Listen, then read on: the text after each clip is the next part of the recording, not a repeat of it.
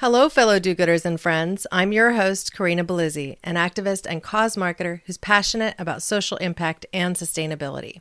As we open our show, I just want to give a big thanks to all of you. With your help, we have reached the top 3% of all podcasts as tracked by Listen Notes. We've been on the charts all over the globe, from the United States to Australia, Denmark to Singapore, Hong Kong, and even Ghana. Together, we are really doing something special. We're creating a community that stands for something. And it wouldn't be possible without you. If you haven't yet, please visit caremorebebetter.com to sign up for our newsletter. This simple step ensures your place in our community of activists and do-gooders around the world. Welcome to Care More, Be Better, a podcast for people like you who care about the social impact of conscious companies and everyday heroes. Hear inspiring stories from those who put people and planet before profit and personal gain. You'll learn how you can make a difference, vote with your dollars, and get involved today. Here's your host, Corinna.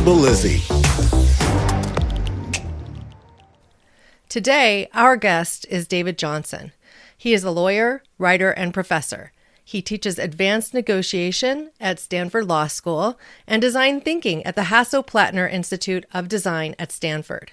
Over the last 20 years, he has also practiced law in Silicon Valley with clients including Apple, Google, Sankyo Pharma, and the Computer History Museum. Last year, he spent a productive time on sabbatical in Singapore and is now back at Stanford, working on a book that applies design thinking to climate change activism.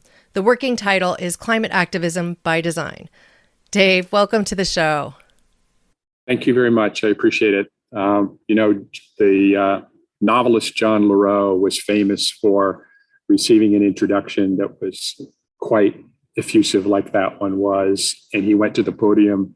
I feel like I should say the same thing. He went to the podium and said, I think the most appropriate thing I can do after that introduction is simply depart the field.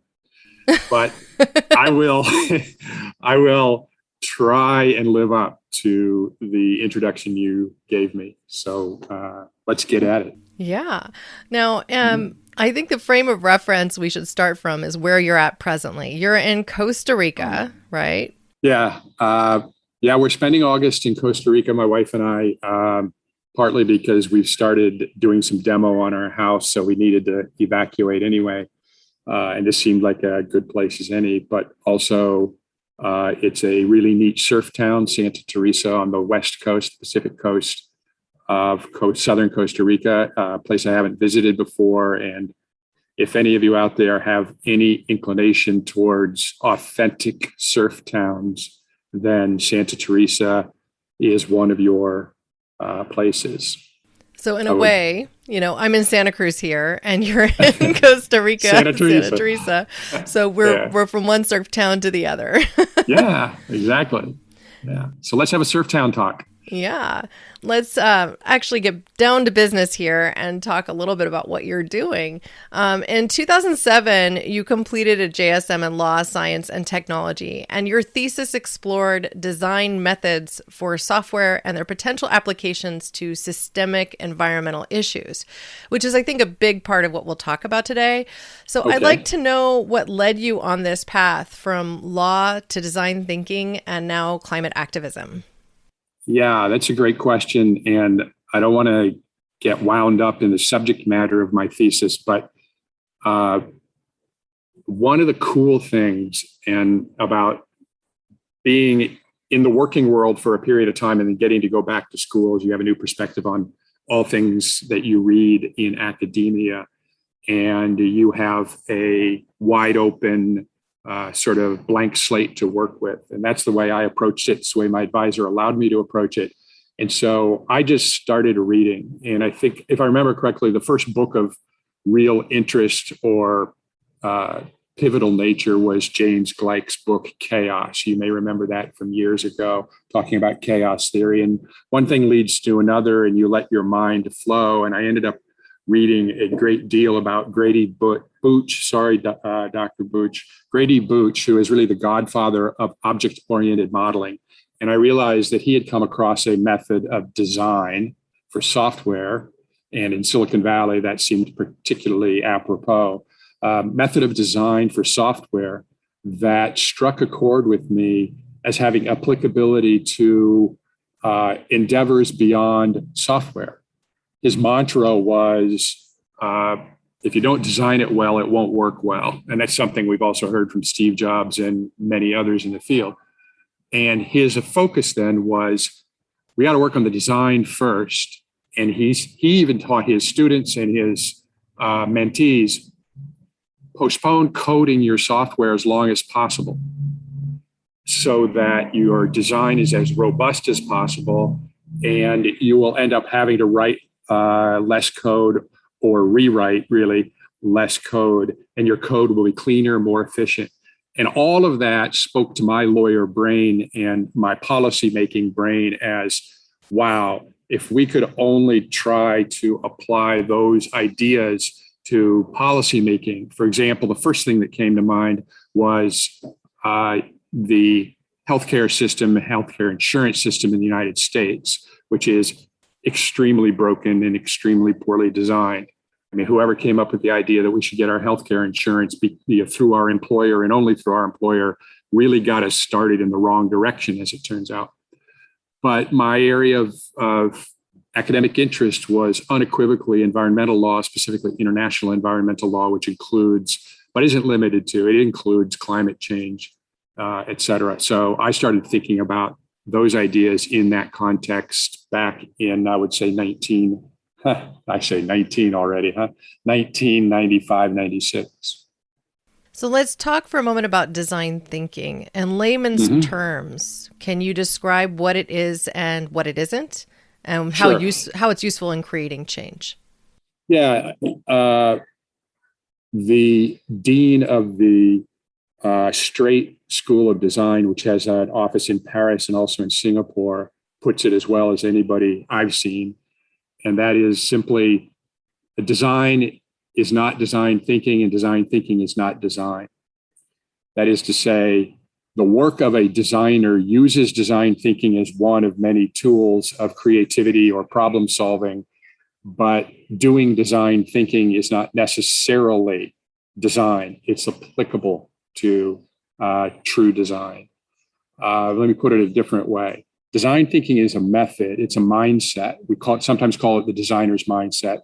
It is a broad set of tools, and that set of tools is really ever expanding as the work goes on, and the power of design thinking spreads globally. It's a set of tools that allows us to think about problems in a different way, and I would argue in a better way. Design thinking got its beginning at Stanford in the engineering school, and the work was almost exclusively on designing products. In fact, David Kelly, who is the founder of the D School and a professor of engineering at the D School, also became the co-founder of IDEO, which is really one of the world's strongest design firms. And they had some involvement in, let's say, the Apple mouse way back in the day, et cetera, et cetera.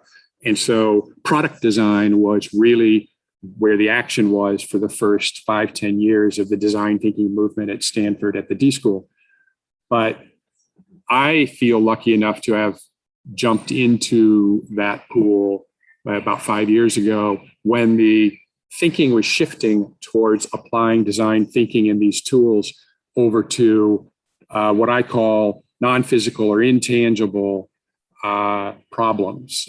For me, social systems, specifically for me, the systems of international treaties or transnational treaties, or sometimes domestic law that seeks to address environmental issues and a subset of environmental issues being climate issues. So that's where my focus was academically. And as I continue to teach, I started working in that direction, hence the book, which is also going to be basically for me a primer for a course on climate activism and design. Well, I'm encouraged that curriculum will soon be taught at Stanford as well. Now, one of the things that you and I spoke of a little earlier when we connected was really how there are many examples in history where a single person was able to create change or be the catalyst for great change. From Rosa Parks for racial equality to Julia Butterfly Hill for old growth trees to Greta Thunberg for climate activism, just to really name a few. Yeah. So, in fact, it was Margaret Mead who said, "Never doubt that a small group of thoughtful, committed citizens can change the world. Indeed, it is the only thing that ever has." With a background in anthropology, I always go to that quote. I think it's one of my favorites of all time. So I'd like to know if you agree first with Margaret Mead. Are these outliers, or is there more to the story? And how can we, as people, really move to be a catalyst for good change? Yeah, that's a great quote, a great question. And, West Wing fans will remember that line was used very forthrightly in that television show. And I like the line a lot. The underpinning, the assumption one has to make, I think, about a couple of assumptions one has to make about the correctness of that statement is, number one, does that small group of people have the power that is necessary to affect the change? And the answer to that question is assumption number two. What is the change they're trying to effect, and what is the obstacle, or what are the obstacles to effecting that change? So I love the statement, but it begs the question of how much authority, power does that group of people have, and what is the obstacle? And so I'm going to apply it to climate change and say that, and I may use this quote in the book, that the issue with climate change is one where a small group of people, even if they're heads of state, have proven not to have the power to effect meaningful change. Some change, but not meaningful change. And why? Because the scope of the problem is so massive. So the second underlying assumption is, what are the obstacles that are preventing that small group, even of national leaders, from succeeding? And the obstacles are capitalist, profit-driven corporations coupled with governments that they control either directly or indirectly in serving the capitalist interest as opposed to the interests of the earth. And so we now see, I think just in the last few days, for example, that Henry Kissinger and Michael Bloomberg and one other individual whose name I've forgotten are creating a joint venture. I can't believe I'm saying these words, are creating a joint venture, it is reported, to go mine for rare metals in Greenland, because the rare metals in Greenland are necessary for the scaling up of batteries to power electric vehicles of all kinds. Now, I don't even know enough to know where I sit on the side of the argument pro and con, but we have a situation where somehow or another, the permafrost is going to have to be melted in order to get the mining equipment down to get these metals. So we're going to do some damage to Greenland, and we're going to release some more frozen methane gas and melt some ice in order to get precious metals necessary to build batteries, so that we can do what? So we can try and protect Greenland and the ice and the ocean, et cetera, et cetera. I'm using this as an anecdotal exemplar only. If somebody could do the spreadsheet and prove to me that in the long run, this is better than leaving it in the ground, so be it. But unfortunately, the alternative everybody seems to assume is just pulling more oil out of the ground, and that does not need to be the alternative. So I'd like to see a reframing of the question, and I query whether this is a smart play to solve the problem of scaling up batteries. The real issue for me is, how do you power the batteries? tailpipes to smokestacks problem still exists. The electricity has to be created to drive electrical vehicles. And unless you're doing that in a clean way, then you're just moving the carbon emissions from many pipes to larger pipes. And that moves us nowhere. Well, I'm disappointed to hear that we're talking about melting permafrost in Greenland. I mean, this seems completely nonsensical, right? Like, okay, so there are some stories where governments have made some interesting choices. I'm forgetting the name of the exact island off the coast of Hawaii, but it's one of the Hawaiian islands, and there was a lot of experiments run there. I think that the government had chosen to introduce species, and they needed to eradicate it. So then they put bunnies on the island, and the bunnies they figured would die once they ran out of their water source. And so they would naturally go away. But then the bunnies started to eat the eggs of the seabirds because they were able to capture water from the eggs. And so then they wanted to introduce something else, right? To solve the bunny problem, because now they're going to create an endangered species. It's just kicking the problem down the road in one way or another. And the Earth's precious resources are still getting captured and being taken for granted, as opposed to looking at the Earth as a stakeholder in the problem. So I think our thinking needs to shift, and perhaps that's design thinking. And I think you're going to work to tackle that with your book too. Yeah. Good luck. Thanks. The law of unintended consequences. I don't know it may have been Lihue, the island in Hawaii. I'm not sure, but that has happened in a lot of places. Australia had the same problem.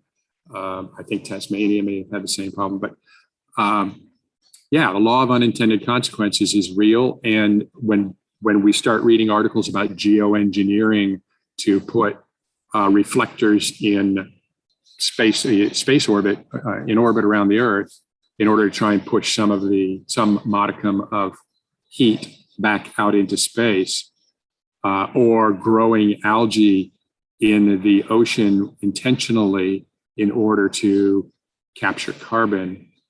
The law of unintended consequences comes screaming out of the tunnel at you with the headlights flashing, and sometimes you can't get off the tracks. It's pardon the metaphor, but it's a really dangerous thing to experiment in the real environment instead of a test environment.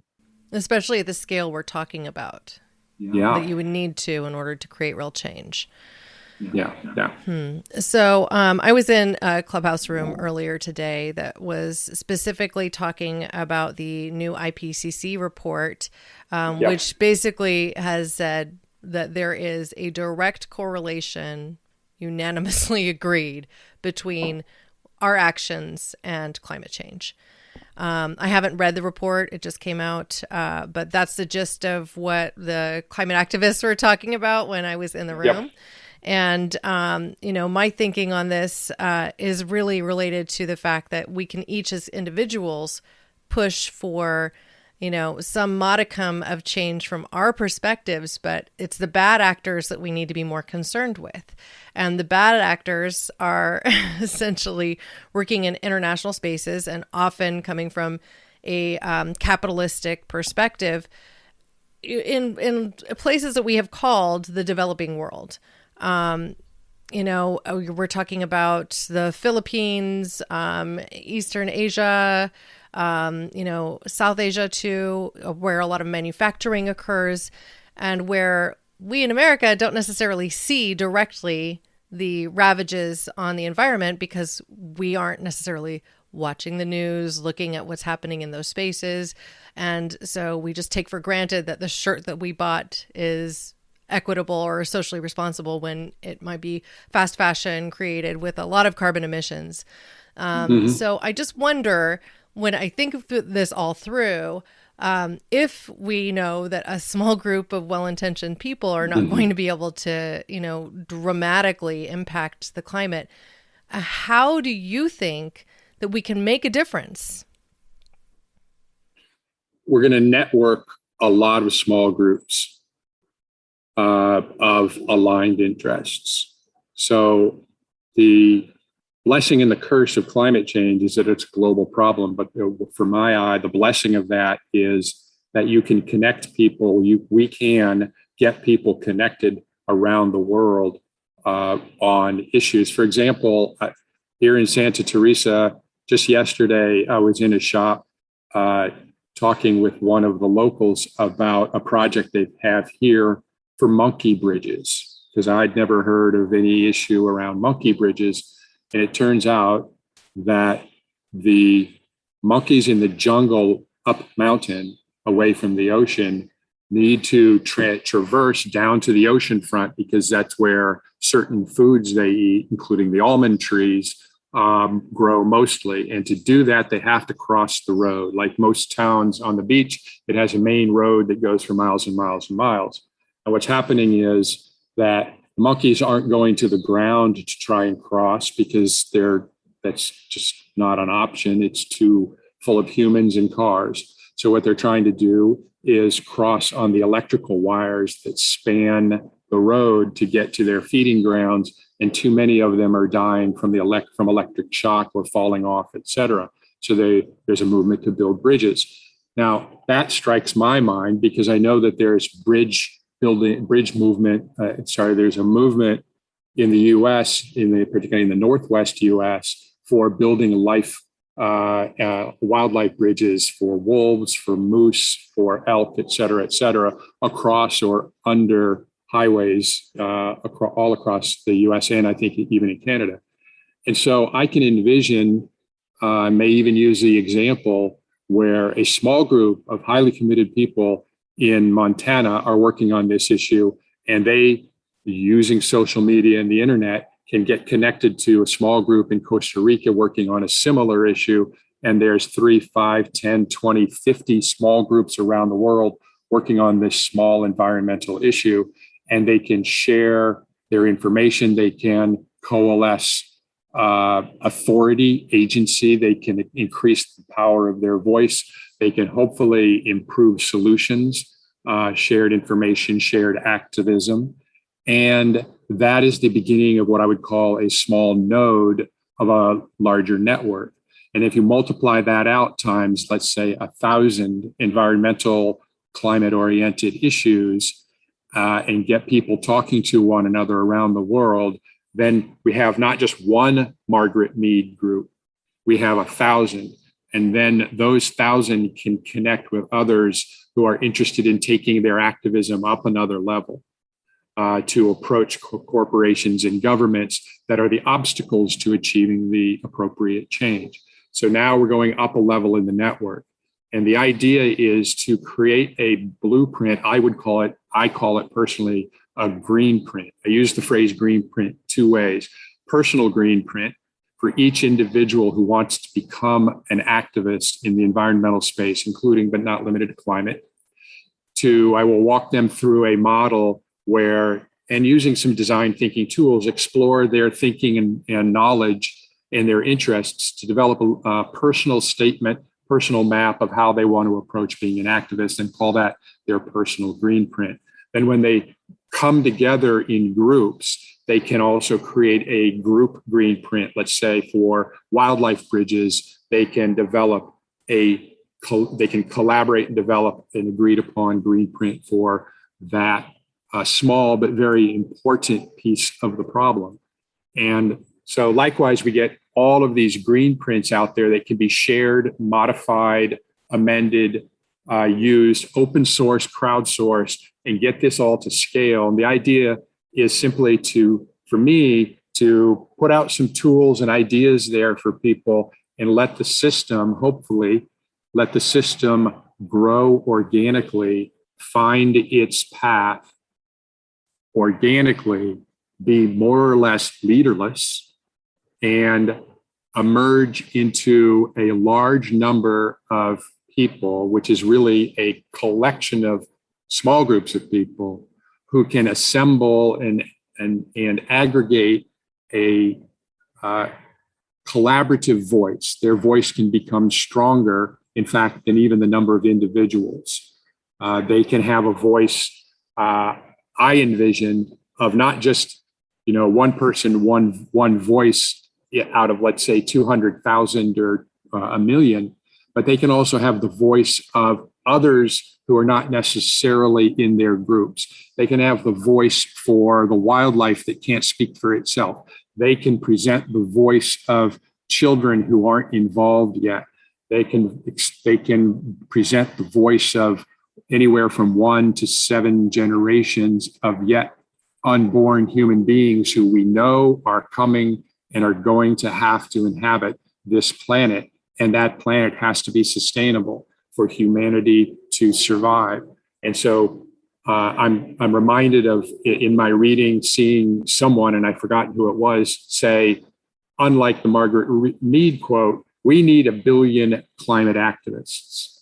And I would agree, we need 1 billion climate activists, but we're not going to have 1 billion climate activists in the next 6 months, 12 months, 2 years, 4 years. We've had 30 years, 40 years to get 1 billion climate activists. But what we can do is have a smaller group of activists, well-designed, organized, highly aligned, maybe loosely coupled, working in sync, that can convey the voice of 1 billion human beings, to bring pressure to bear on governments that are recalcitrant, to bring pressure to bear on corporations who are damaging the environment, who are greenwashing, as Greta came out a couple of days ago to discuss greenwashing some of their supposed environmental objectives.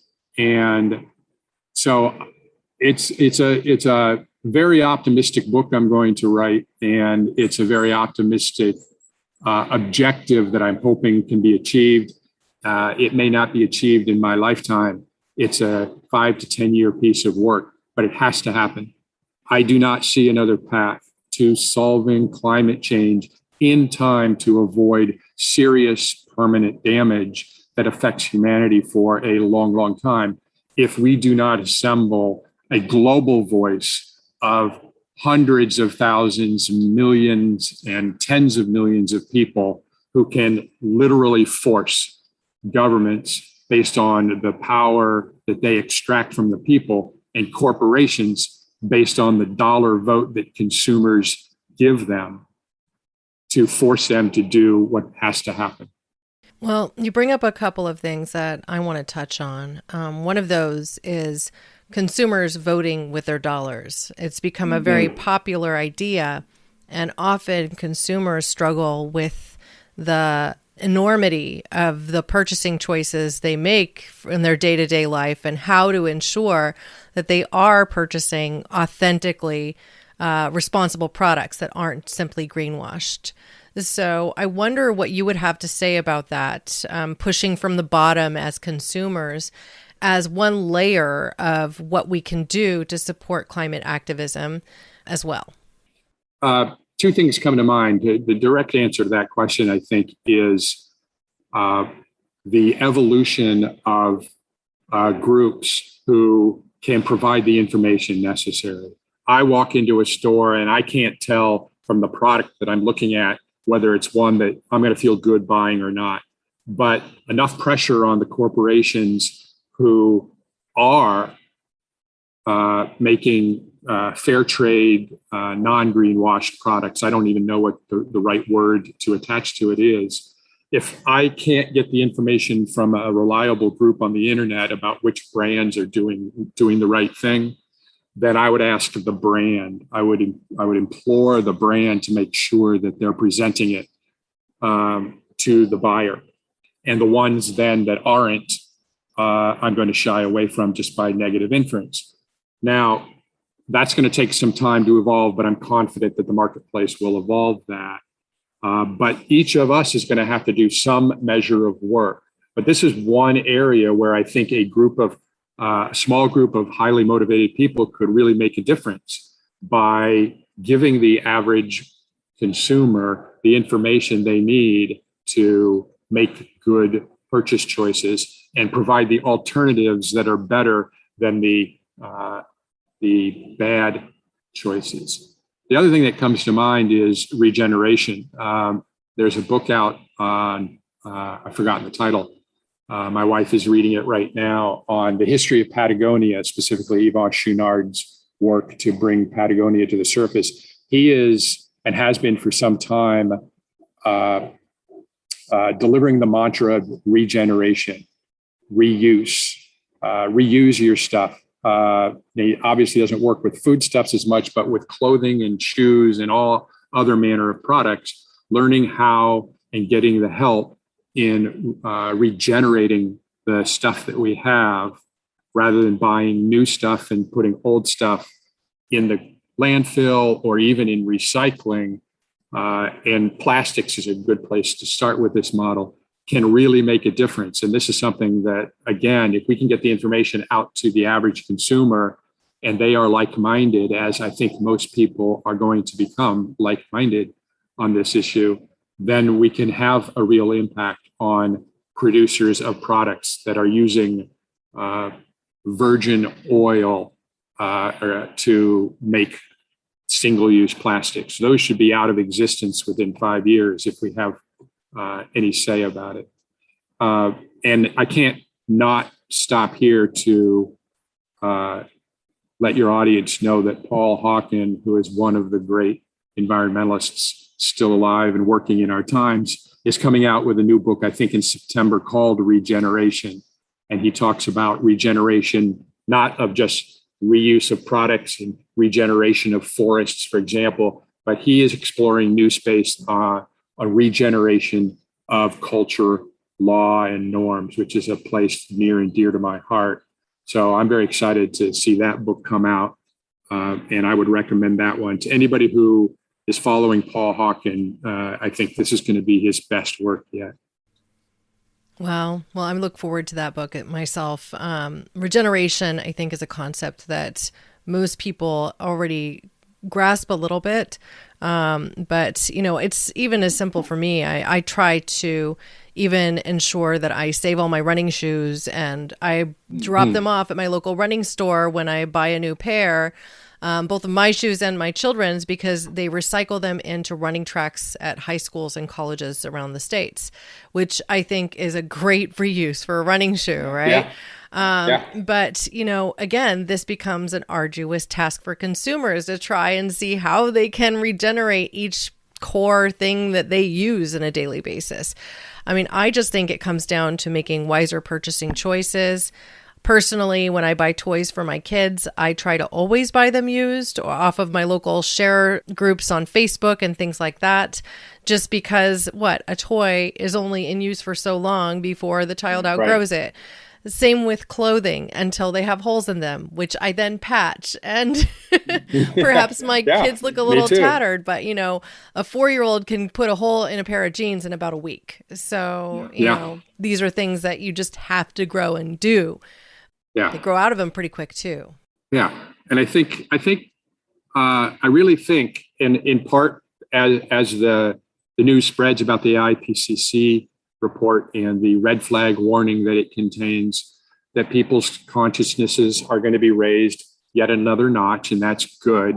More people will come up to the notch below that, and we'll move the global population one step closer to a willingness to be conscious about making those kinds of decisions, to being conscious about learning more about what's a good choice as opposed to a bad choice for purchases, and becoming consciously aware of the resources that are emerging daily on the internet that give them information about how to make those decisions, how to regenerate products, places they can do. I think that what you're doing with your kids' clothes, for example, is something that a whole lot of moms out there just need a nudge to break out of the habit of going on to Amazon and ordering up a new pair of jeans for their kid because it'll be on the doorstep tomorrow or the day after.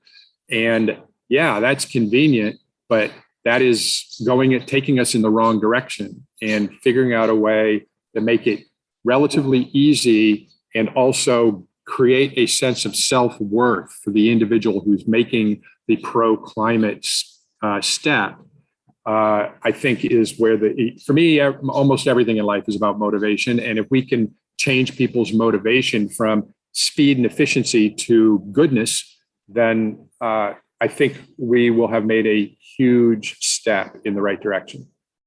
Yeah, I agree with you. One of the things I'm encouraged by is the fact that social benefit entrepreneurship is in common curriculum now in MBA schools around the world.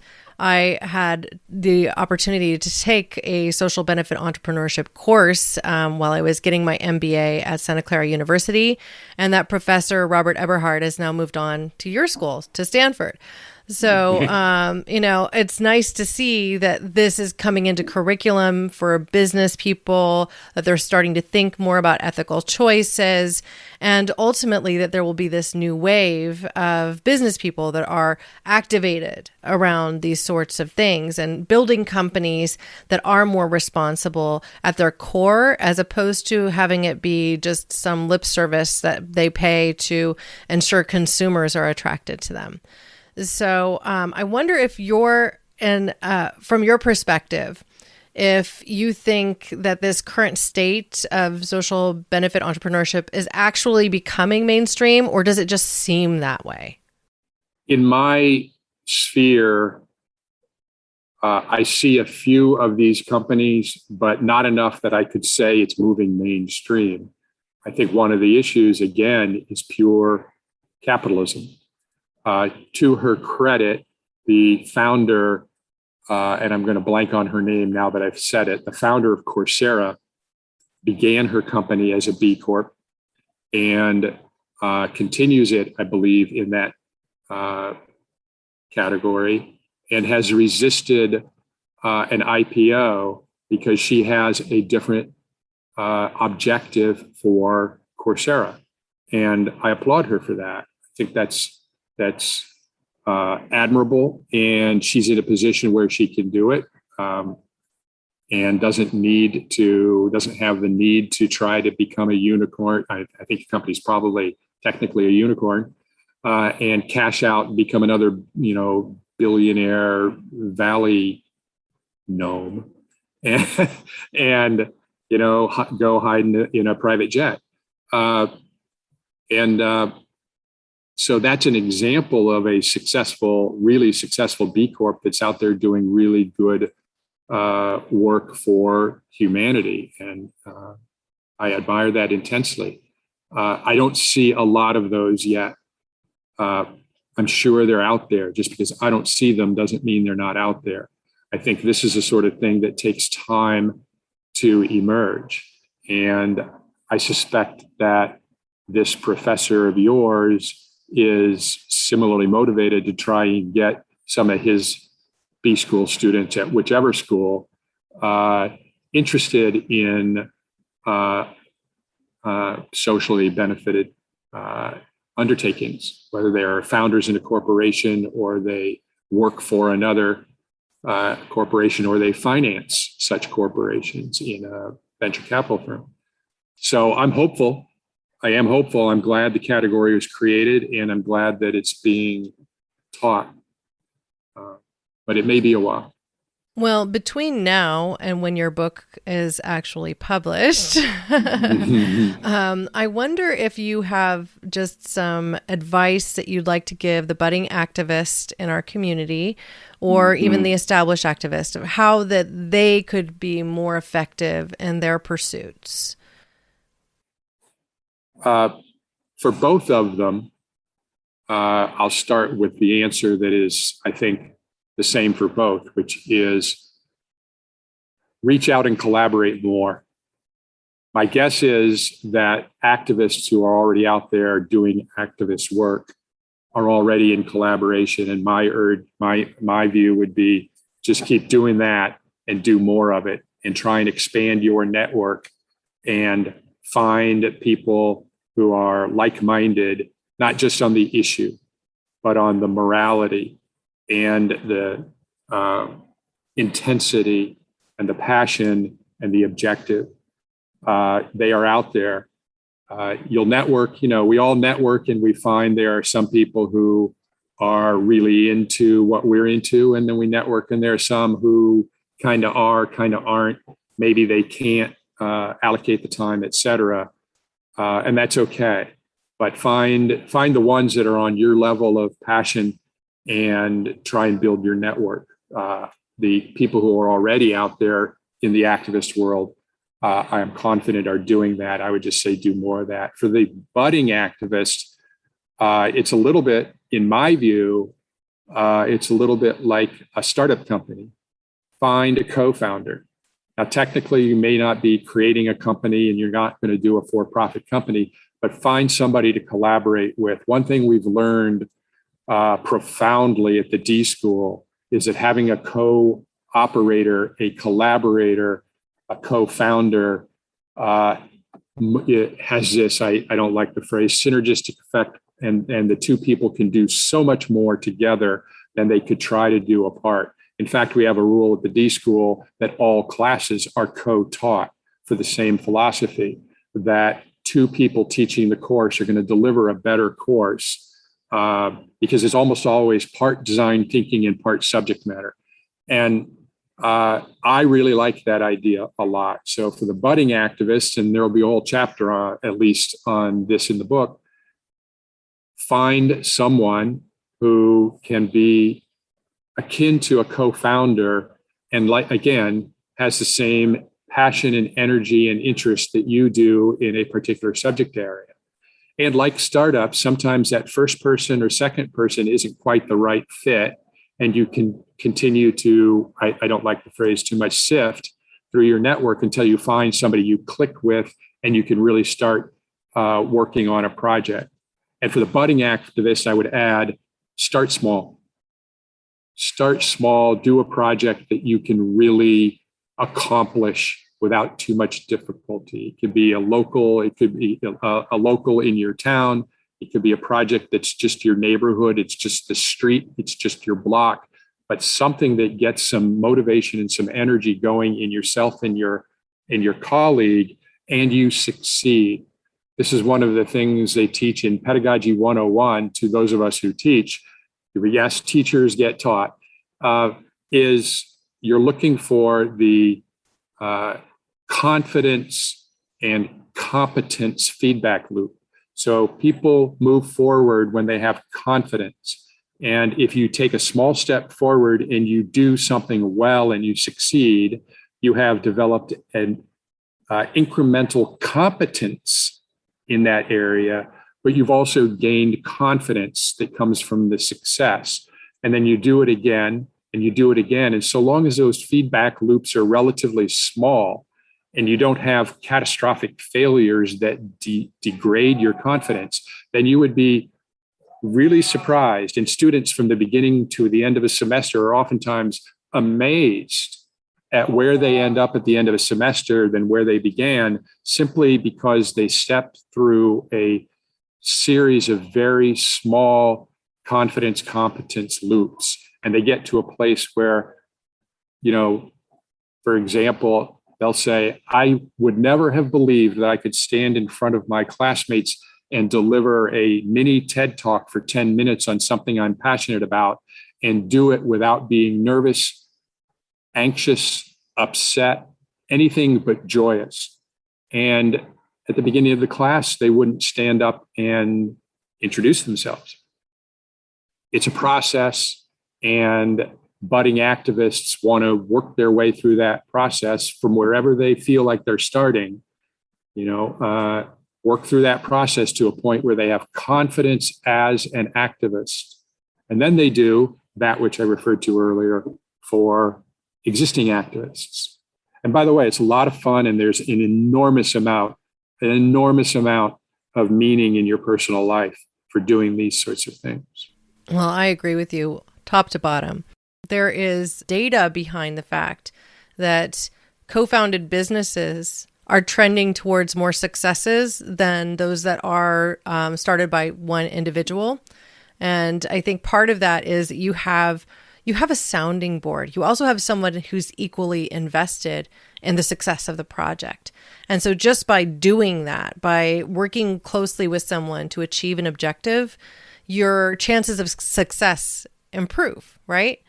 And in addition to that, just ultimately taking one step one day at a time, and working for incremental improvements will make you expert at something eventually. You have to take step by step. It doesn't happen overnight. And so I think that's good advice for anybody in any field. One of my favorite quotes, and it's usually attributed to Bill Gates, and I'm not sure if he was the originator, but he has popularized the saying, and I took it to heart, which is, people vastly overestimate what they can accomplish in a year, and they vastly underestimate what they can accomplish in a decade. And I have found that to be true. I was on a call just a few minutes ago with our faculty teaching group at Stanford, and we all looked back at how long we've been teaching, and I've now been teaching 13 years at the law school, and I realized that decade of work, although it was all incremental, has moved me to a place that I never in a million years would have imagined that I could be. And it wasn't even really planned. I just got on the track and kept putting one foot in front of the other. And then all of a sudden, you're in a place where you never thought you could be. And everyone can do this in some area. Everyone.